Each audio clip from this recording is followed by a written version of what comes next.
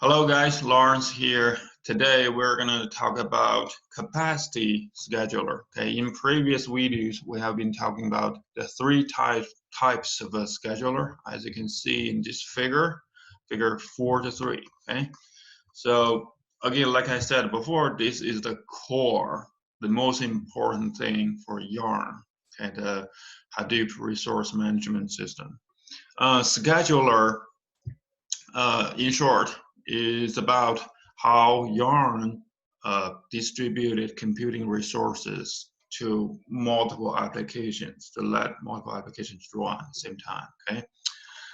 Basically, there are three types of scheduler: first in, first out, capacity, and fair.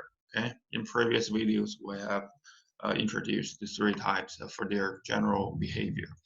Today, we're gonna talk about a little bit details about a capacity scheduler. The first in, first out schedule is super simple and intuitive. Okay, so we're gonna start with capacity scheduler. Textbook on page 88. Okay, so this part, let's get started from here. So in general, capacity scheduler will be a good fit when the Hadoop administrator can plan the resource usage beforehand.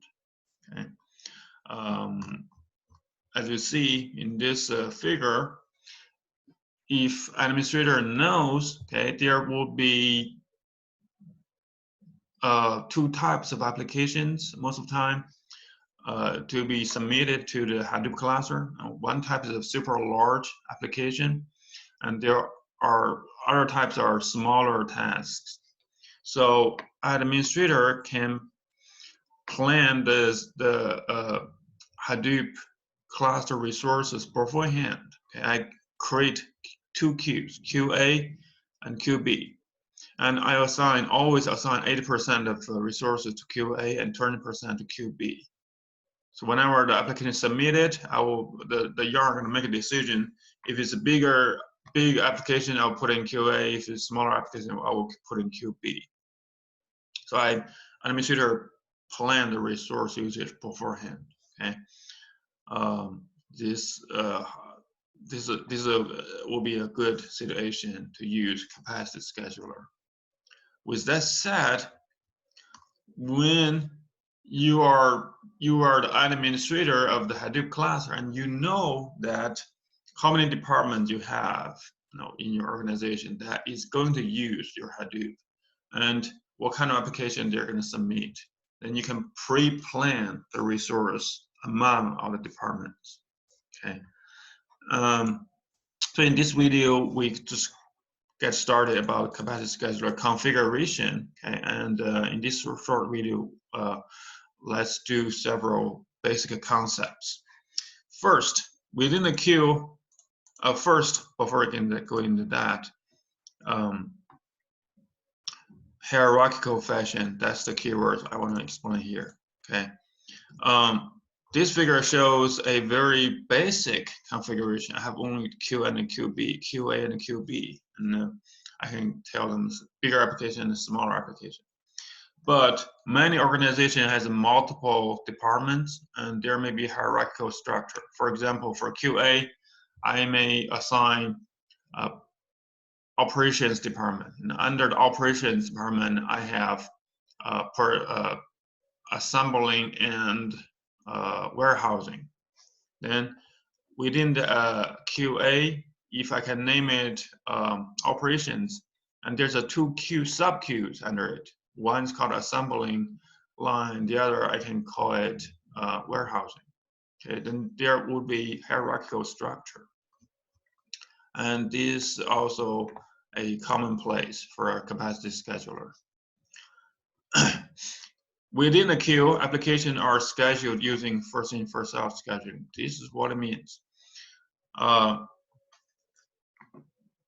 In this case, if you look at this figure, I have a job 1 and job 2.